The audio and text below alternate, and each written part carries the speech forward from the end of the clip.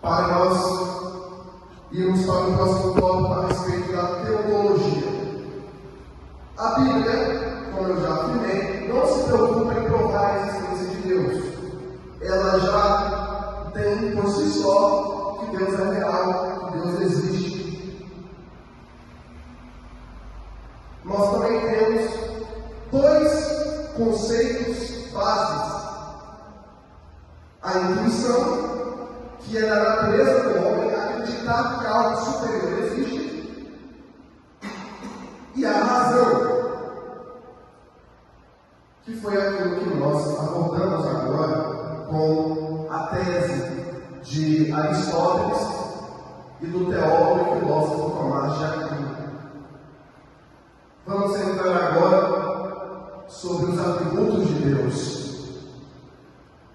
Quantos aqui sabem sobre os atributos de Deus? Alguém pode dizer um atributo de Deus? Alguém se arrisca? Alguém?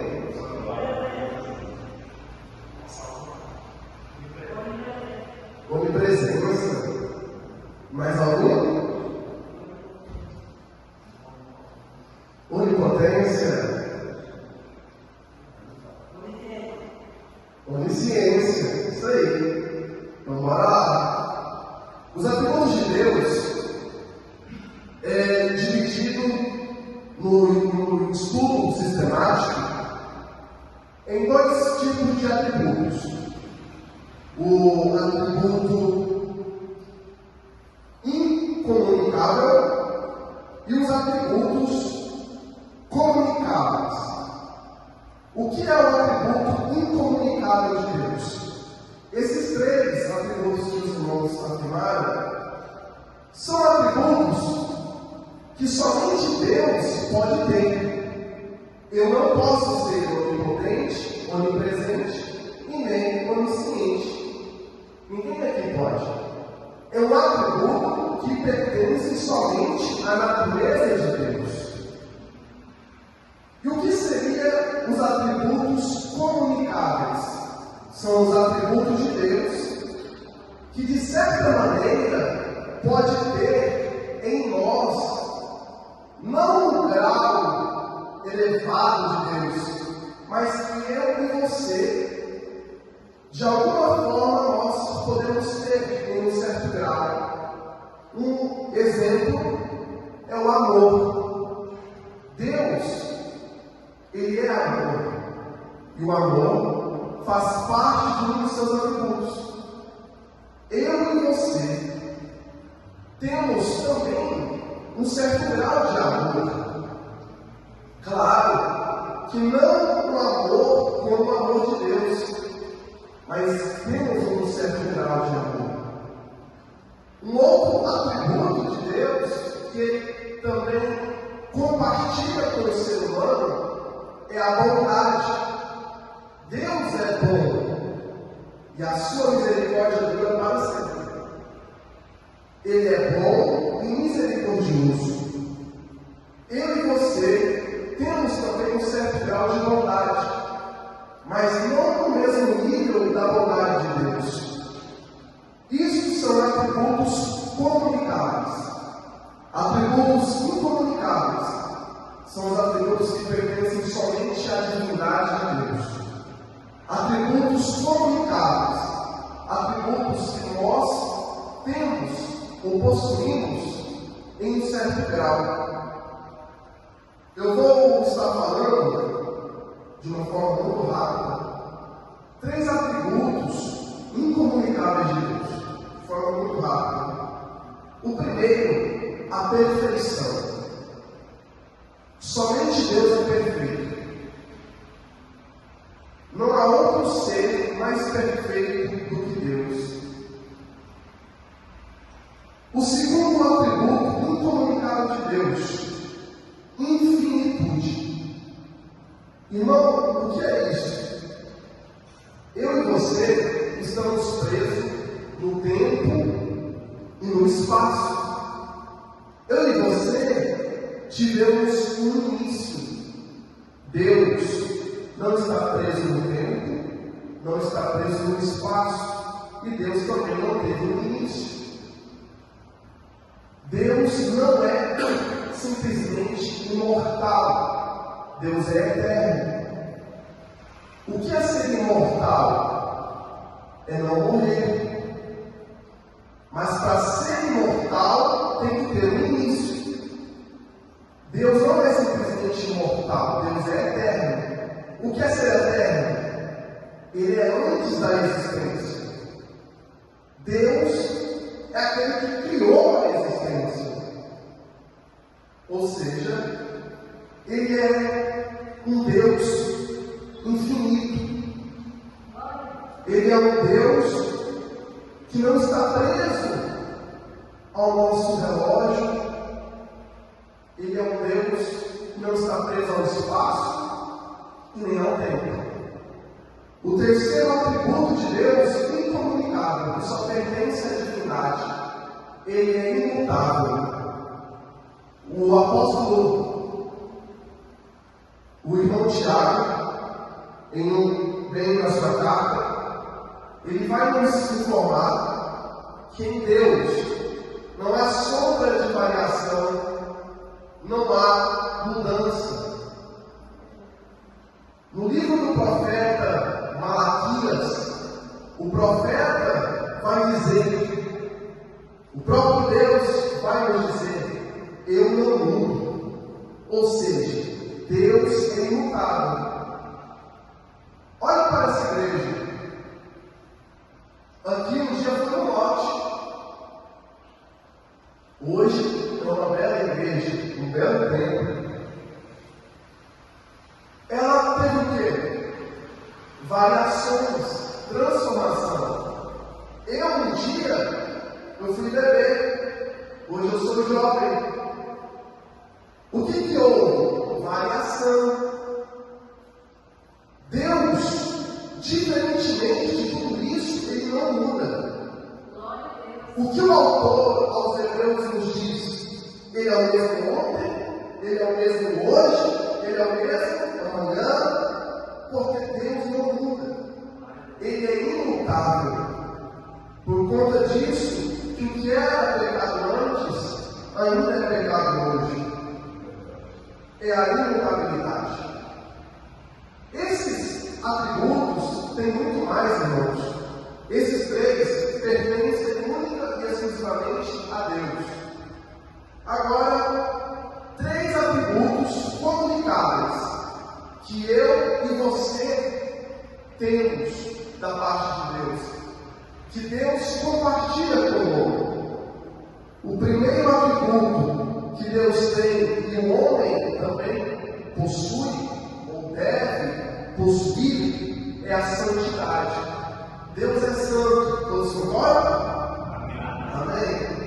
Mas Ele também exige que nós sejamos santos. Porque a Bíblia vai nos dizer: santos serei, porque eu, Senhor, vosso Deus, sou santo. Ou seja, é um atributo de Deus, mas que eu e você podemos ter. Ele compartilha com o ser humano. O próximo atributo, que eu já falei, é o amor. O terceiro e último, para irmos para o próximo tópico, é a bondade. Deus é bom, e eu e você possuímos também este atributo, não no mesmo grau de perfeição de Deus, mas Deus compartilha deste atributo para com o homem também. Vamos para o último tópico a respeito da teologia, para irmos para a cristologia. Eu sei que é um pouco denso, não é fácil, mas só os irmãos estarem aqui já é uma grande conquista da parte de Deus.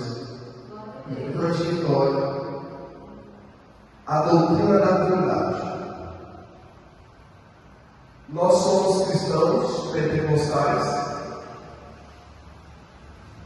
A linha pentecostal segue a teologia ortodoxa. E a teologia ortodoxa, ela defende o conceito de trindade.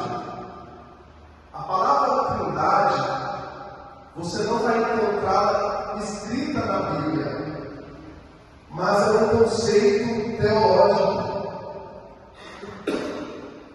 Por que é importante estudar um pouco, entender pelo menos o básico da trindade? Existem seitas que não acreditam na trindade. Tem uma que muitas das vezes é uma grande banda gospel, eles não creem na trindade. São unicistas. Eles creem que o Pai, o Filho e o Espírito Santo é uma pessoa que agiu de diferentes modos ao decorrer dos séculos. Isso se chama modalismo. É um ensino que um bispo dos primeiros séculos, chamado Saverio, propagou numa heresia, dizendo que era como se Deus, uma hora, usasse a máscara de Pai, depois usasse a máscara de Filho e depois a máscara do Espírito Santo. Eles não acreditam que há três pessoas. O que a trindade, o que nós acreditamos como pentecostais clássicos? Um só Deus, não são três deuses.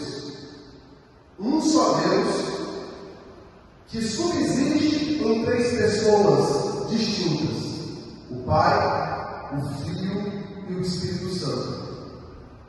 Cada um deles tem um papel na salvação do homem. O Pai planejou a salvação. O Filho executou o plano da salvação.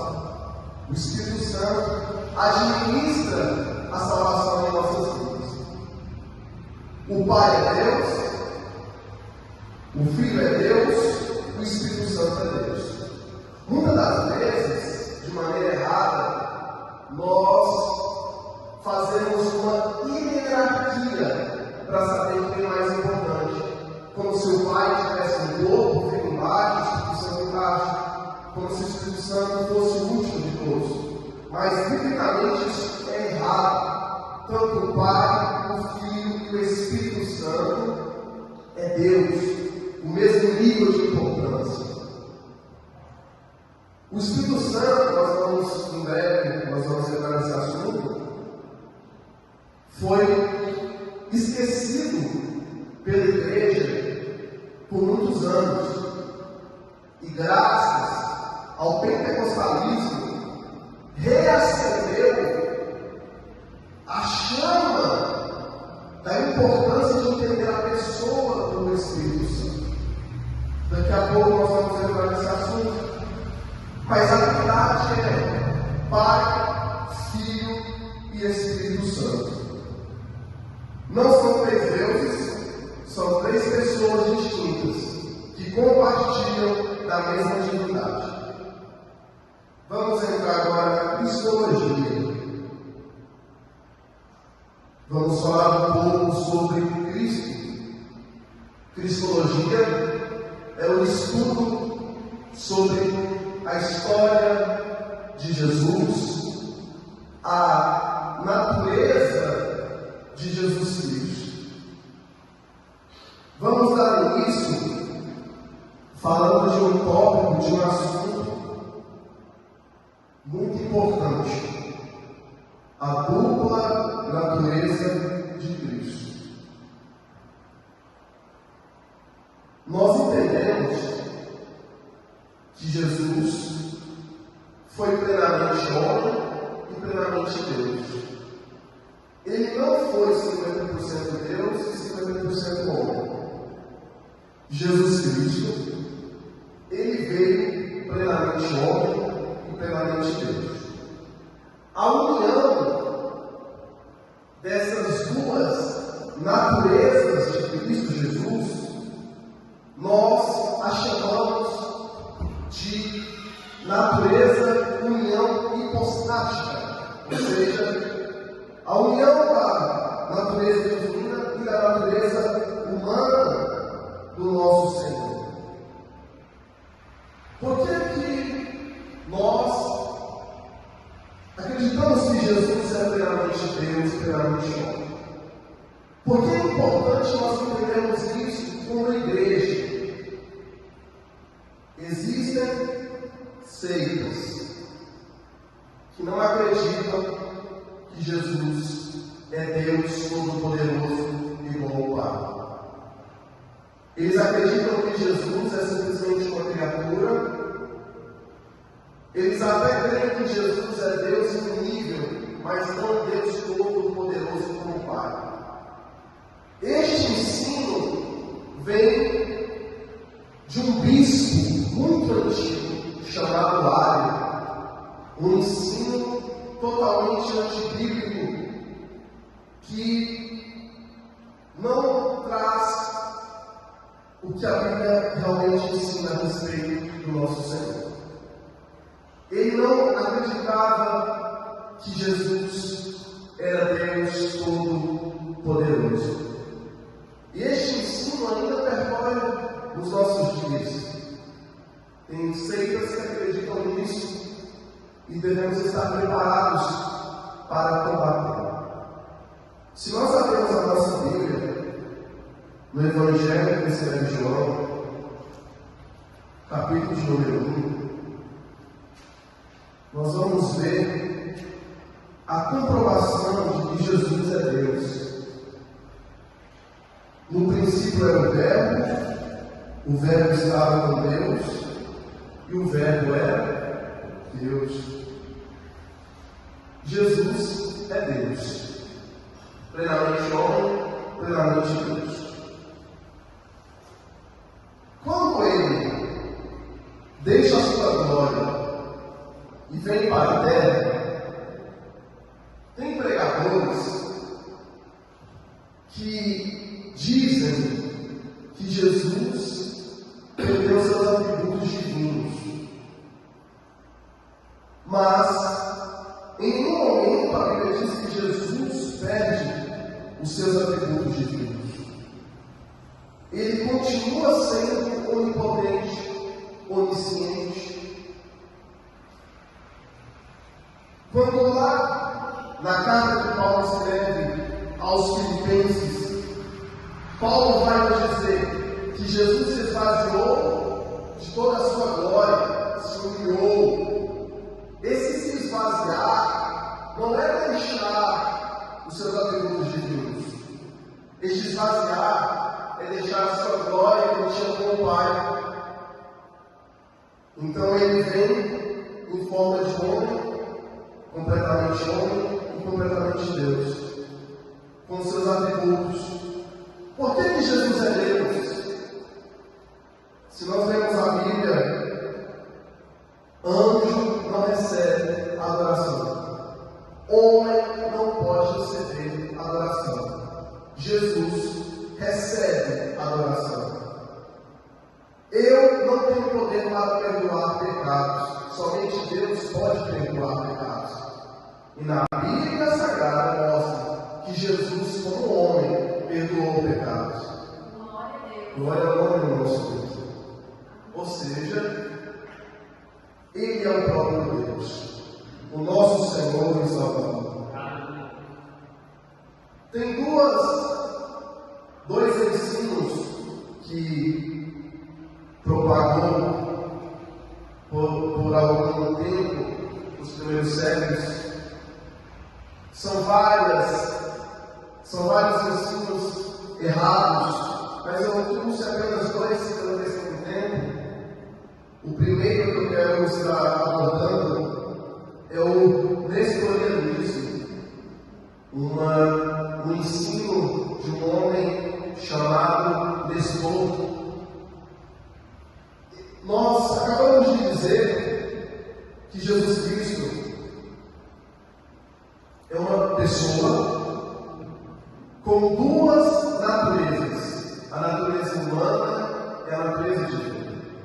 Mas este homem, ele acreditava que era em Cristo Jesus haviam duas pessoas. O homem e Deus. E não uma pessoa que continha duas naturezas. A heresia deste homem era dividir a pessoa de Cristo em duas. A pessoa homem e a pessoa divina. O outro ensino errado sobre a natureza de Cristo é o monofisismo. O que esse ensino dizia?